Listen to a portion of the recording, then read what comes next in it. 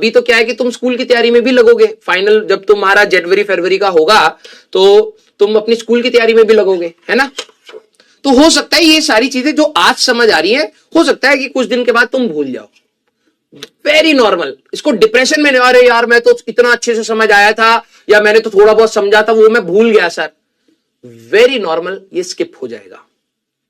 But बात ये है कि अगर आज तुमने एफर्ट्स डाले हैं ना, तो तुम्हें यह रहेगा कि यार एक बार मैं और देखूंगा, एक बार मैं कलम चलाऊंगा, सारे क्वेश्चन खुद से लगाने की कोशिश करूंगा, हो जाएगा।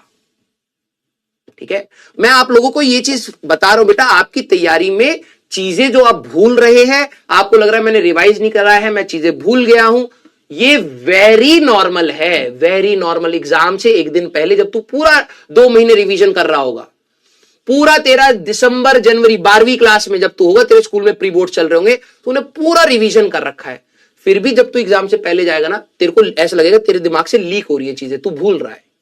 ठीक है, वेरी नॉर्मल। तो सर इसका रेमेडी क्या है, इसको हम लोग कैसे करें? एक तो यह है कि आप टाइम टू टाइम बीच में समय निकाल करके खुद से क्वेश्चन लगाएं। जो आपकी प्रीवियस क्लासेस होती है ना बेटा, आप लोग रीडिंग मत करिए कि नहीं भाई मैं एक बार ऐसे ऐसे रीड कर लूंगा हो जाएगा, इसमें सर ने ये बताया, तो तू रटने लग जाएगा उसको।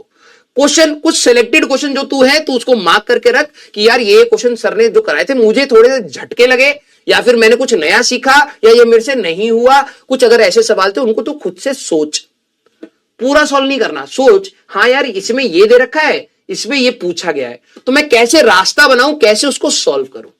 क्लियर? आप इन चीजों को फ्यूचर में भूलेंगे for sure, but that is very normal, very normal. आज की क्लास में अगर आपने चीजों को थोड़ा सा इंटरेस्ट से पढ़ा है, चीजें कुछ कुछ समझ आई हैं, तो विद टाइम जब आप इसको रिवाइज करेंगे तो ये आपको और बेहतरीन फॉर्म में ही नजर आएगा, बिलीव मी। तो अपने आप को जबरदस्ती स्ट्रेस मत देना कि सर फिजिक्स का सिलेबस इतना, बीच में आएगा बच्चों के लिए, सर केमिस्ट्री भी इतनी हो गई, मैथ्स भी इतनी हो गई, फिजिक्स भी इतनी हो गई, कैसे होगा ये? जो बच्चे लगातार तैयारी कर रहे हैं, और अगर आपका वो डाउट है, वो ऑल ओवर इंडिया सभी का डाउट है। आपकी क्लास में बहुत सारे ऐसे बच्चे होंगे जिन्होंने कभी शुरू भी नहीं किया है। मैं ये नहीं कह रहा हूं कि वो बहुत पीछे हैं, हो सकता है वो किसी दिन आपको पछाड़ दे। आपको कॉन्टिन्यूसली मेहनत करना है, continuously, consistency is the game बेटा। स्टार्टिंग में तो बहुत सारे बच्चे आप ही के बैच के बहुत मोटिवेटेड थे कि भाई 10वीं क्लास में मैंने गलती करी है, इस बार नहीं करूंगा, इस बार तो देखना तुम।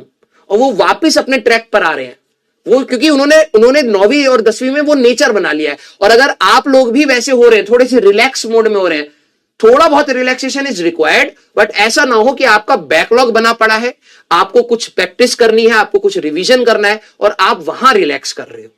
आप अपना काम खत्म करके बिल्कुल रिलैक्स करिए। सर काम खत्म करने में ही मेरा 10-12 घंटा निकल जाता है, तो थोड़ा कम काम कर, कोई दिक्कत नहीं, कुछ छोड़ दे भाई चीजें। इंसान ही है भाई, ओवरलोड होके मरेगा थोड़ा तू, है ना, मतलब ओवरलोड होके मरना थोड़ा में। ठीक है भाई, मेरी कैपेसिटी इतनी है कि भाई मैं 10 घंटे में इतना ही पढ़ पा रहा हूं, ये एक चैप्टर का एक टॉपिक छूट गया, आएगा सवाल देखेंगे, नहीं आए तो भाई देख ली जाएगी, और क्या। 11वीं जब खत्म होगी 2 महीने मिलेंगे, उसमें कुछ चीजें मैं रिवाइज करूंगा, उसमें कुछ टॉपिक्स कवर कर लूंगा। आज प्योरली कॉम्पिटिटिव था, स्कूल में आएगा नहीं तो कोई दिक्कत नहीं, सर इसको मैं मार्क करके लिख लेता हूं, मैं इसको बाद में कर लूंगा। ये आपको खुद से मैनेज करना पड़ेगा बेटा। क्लियर? खुद से आपको ये सारी चीजें मैनेज करनी पड़ेंगी। एंड बिलीव मी बेटा, आप आराम से पढ़िए, आराम से।